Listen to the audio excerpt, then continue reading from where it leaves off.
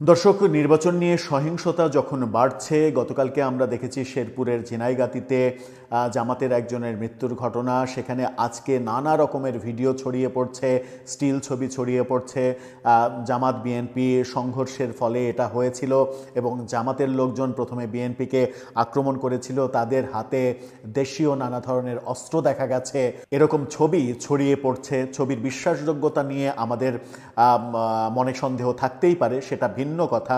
কিন্তু দুই দলই যেহেতু সংঘর্ষে লিপ্ত হয়েছিল এবং সেই সংঘর্ষ মৃত্যু পর্যন্ত গিয়েছে। আজকে দেখেছি আমরা নোয়াখালীতে বিএনপি এনসিপির সংঘর্ষ, সেখানে 10 জন আহত হয়ে হাসপাতালে গিয়েছে। এরকম একটা পরিবেশে ভয়ঙ্কর একটা খবর এসেছে গতকালকে এবং আজকে, এই 2 দিন মিলিয়ে। সেই ভয়ঙ্কর খবর হচ্ছে বাংলাদেশের আইনশৃঙ্খলা পরিস্থিতির চরম অবনতির জন্য আমেরিকা এবং ইংল্যান্ড, এই 2 দেশ, বিশ্বের এই 2 প্রভাবশালী দেশ বাংলাদেশে তাদের নাগরিকদের উপরে সতর্কতা জারি করেছে। যুক্তরাজ্য বাংলাদেশে ভ্রমণের উপরে নিষেধাজ্ঞা জারি করেছে, আর আমেরিকা বাংলাদেশে অবস্থিত তাদের নাগরিকদের এক ধরনের রেড অ্যালার্ট জারি করেছে। এই বার্তাটা বাংলাদেশের আইনশৃঙ্খলা পরিস্থিতির ওপরে একটা বড় ধাক্কা, যেখানে বাংলাদেশের স্বরাষ্ট্র উপদেষ্টা বারবার বলছেন আইনশৃঙ্খলা পরিস্থিতির কোনো অবনতি নেই, সব ঠিকঠাক আছে। চলুন একটু জেনে দেখি আমেরিকা কেন রেড অ্যালার্ট জারি করলো, যুক্তরাজ্য কেন তার নাগরিকদের বাংলাদেশে আসতে নিষেধ করছে। দর্শক, বলছিলাম বিশ্বের 2 প্রভাবশালী দেশ আমেরিকা এবং ইংল্যান্ড, এই 2 দেশ যে নির্দেশ জারি করেছে বাংলাদেশের ব্যাপারে, সেটা বাংলাদেশের জন্য একটা অশনি সংকেত। বাংলাদেশ এবং ভারতের 2 গণমাধ্যম এই 2টা খবর নিশ্চিত করছে। ভারতীয় গণমাধ্যম আনন্দবাজার, তারা বলছে, তাদের শিরোনামটা দেখে নিন, তারা বলছে নির্বাচনে অশান্তির আশঙ্কা, বাংলাদেশ মার্কিন নাগরিকদের সতর্ক করল ট্রাম্প প্রশাসন, জারি 7 দফা নির্দেশিকা। 7 দফা নির্দেশিকা জারি করেছে, এমনটা তারা বলছে। এই খবর তারা যখন দিচ্ছে, তখন বাংলাদেশের গণমাধ্যম যুগান্তর, তারা বলছে, তাদের শিরোনামটা দেখে নিন, তারা বলছে বাংলাদেশ ভ্রমণে সতর্কতা জারি যুক্তরাজ্যের। অর্থাৎ বাংলাদেশ ভ্রমণের ক্ষেত্রে না পারলেই না, এরকম যদি হয় তাহলে যেন তারা কোনোভাবেই বাংলাদেশ সফর না করে, এরকম সতর্কতা জারি করেছে। আগে আনন্দবাজারের খবরের দিকে যায়। আনন্দবাজার বলছে আগামী 12ই ফেব্রুয়ারি সাধারণ নির্বাচন, ওই দিন একই সঙ্গে জুলাই সনদ নিয়ে গণভোট, কিন্তু নির্বাচন ঘোষণার থেকেই উত্তপ্ত হয়ে উঠছে বাংলাদেশ। এই প্রেক্ষিতেই আসন্ন জাতীয় নির্বাচনে অশান্তির আশঙ্কা করছে ডোনাল্ড ট্রাম্প প্রশাসন। সেই আশঙ্কা থেকেই এবার সে দেশে থাকা, অর্থাৎ বাংলাদেশে থাকা আমেরিকার নাগরিকদের সতর্কতা জারি করলো, বার্তা দিল ঢাকার মার্কিন দূতাবাস। নির্বাচনের আগে এবং নির্বাচনের সময়ে কি কি সতর্কতা অবলম্বন করা প্রয়োজন তা জানিয়ে 7 দফার নির্দেশনাও জারি করেছে তারা। আগামী 12ই ফেব্রুয়ারি সাধারণ নির্বাচন, একই দিনে গণভোট, কিন্তু নির্বাচন ঘোষণার পর থেকেই উত্তপ্ত হয়ে উঠছে বাংলাদেশ। বিক্ষিপ্ত অশান্তির ঘটনাও ঘটছে। নির্বাচনের দিন যত এগিয়ে আসছে, বিক্ষোভ আন্দোলন ততই বাড়ছে। সেই সব বিক্ষোভের মাঝে সহিংসতাও চেহারাও নিচ্ছে। বাংলাদেশে থাকা সংখ্যালঘুদের উপরে অত্যাচারের অভিযোগ প্রকাশ্যে আসছে। কয়েকজন সংখ্যালঘু মানুষকে হত্যা করার অভিযোগে সরগরম বাংলাদেশ। সেই আবহে এবার বাংলাদেশে থাকা মার্কিন নাগরিকদের সতর্ক করল ট্রাম্প প্রশাসন। ঢাকায় মার্কিন দূতাবাসের তরফে কিছু সতর্কতা অবলম্বনের কথা বলা হয়েছে। জানানো হয়েছে নির্বাচনের সময় সহিংস ও উগ্রপন্থী হামলা হতে পারে, দুষ্কৃতকারীদের নজর থাকতে পারে বিভিন্ন ধর্মীয় স্থান। সেই সব বিষয়ে মাথায় রেখে মার্কিন নাগরিকদের সতর্কতা অবলম্বন করা উচিত। শান্তিপূর্ণ বিক্ষোভ থেকে অশান্তি ছড়ানোর আশঙ্কা রয়েছে।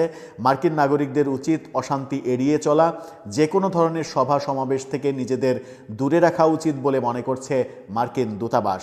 নির্দেশিকায় আরও জানানো হয়েছে নির্বাচনের কথা মাথায় রেখে আগামী 10 ফেব্রুয়ারি থেকে বাংলাদেশে বাইক চালানোর উপরে নিষেধাজ্ঞা জারি করেছে সে দেশের সরকার।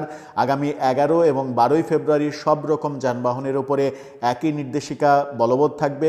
সেই বিষয়টি মাথায় রেখে বাংলাদেশে থাকা আমেরিকানদের সীমিত পরিষেবা প্রদান করবে ঢাকার মার্কিন দূতাবাস।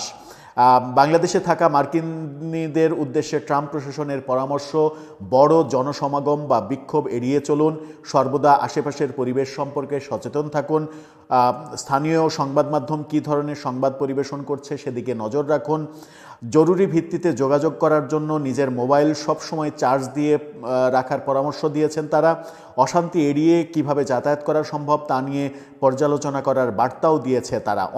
অনেক কথা বলেছে মার্কিন নাগরিকদের উদ্দেশ্যে। এই কথা যখন মার্কিন দূতাবাস থেকে আসছে তখন যুক্তরাজ্যের ব্যাপারে যুগান্তর বলছে নিজ দেশের নাগরিকদের বাংলাদেশে ভ্রমণে সতর্কতা জারি করেছে যুক্তরাজ্য। বাংলাদেশে আসন্ন জাতীয় নির্বাচন ঘিরে রাজনৈতিক সহিংসতা ও উগ্রবাদী গোষ্ঠী সম্ভাব্য আক্রমণের ঝুঁকি বিবেচনায় এমন বার্তা জারি করেছে দেশটি। বৃহস্পতিবার গতকালকে British foreign, Commonwealth and development office থেকে এই ভ্রমণ সতর্কতা জারি করা হয়েছে। নোটিশে বলা হয়েছে এফসিডিও পরামর্শের বিরুদ্ধে ভ্রমণ করলে সংশ্লিষ্ট ব্যক্তির ভ্রমণ বিমা বাতিল হয়ে যেতে পারে। দেশটি তার নাগরিকদের জানিয়েছে যে ভ্রমণের ক্ষেত্রে সাবধানতার সঙ্গে পরিকল্পনা ও স্থানীয় কর্তৃপক্ষের পরামর্শ অনুসরণ করা উচিত। এছাড়া এফসিডিও বাংলাদেশের বিভিন্ন অংশে অত্যাবশ্যকীয় ভ্রমণ ছাড়া সব জায়গায় ভ্রমণ না করার নির্দেশনাও দিয়েছে। নোটিশে পার্বত্য চট্টগ্রামের 3 জেলায় অত্যাবশ্যকীয় ভ্রমণ ব্যতীত সব ধরনের ভ্রমণ না করার নির্দেশও দিয়েছে। অর্থাৎ বাংলাদেশ সম্পর্কে এই দুই দেশ এক ধরনের রেড অ্যালার্ট জারি করল।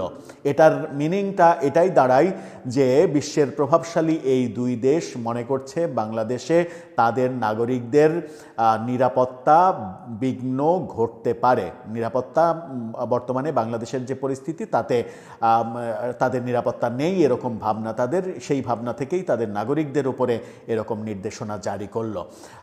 যুক্তরাষ্ট্র আমরা দেখেছি যে বাংলাদেশের নির্বাচনে পর্যবেক্ষক পাঠাচ্ছে না, যুক্তরাজ্য পাঠাচ্ছে কিনা এখন পর্যন্ত আমরা নিশ্চিত নই। আজকে সরকারের তরফ থেকে জানানো হয়েছে মাত্র 16টা দেশ পর্যবেক্ষক পাঠাচ্ছে। এটা কিন্তু একটা বড় ব্যাপার। মাত্র 16টা দেশ, বিশ্বের এত দেশের মাঝে মাত্র 16টা দেশ পর্যবেক্ষক পাঠাচ্ছে বাংলাদেশের নির্বাচনে, যখন কিনা আমাদের সরকার প্রধান নোবেলজয়ী বিশ্ববরেণ্য প্রফেসর ইউনূস, যিনি নিজেই একটা সাইনবোর্ড বাংলাদেশ সরকারের পক্ষ থেকে প্রেস উইং বারবার বলেছে যে প্রফেসর ইউনূসের কাছে ছুটে আসতে চাই বিশ্ববাসী। ছুটে আসার নজির আমরা দেখছি, তাদের কথাতেই আজকে আমরা জানতে পারলাম মাত্র 16টি দেশ পাঠাচ্ছে বাংলাদেশের নির্বাচনে পর্যবেক্ষক, যার মধ্যে নেই আমেরিকার মতো মহা পরাক্রমশালী দেশ যারা কোনো পর্যবেক্ষক পাঠাচ্ছে না।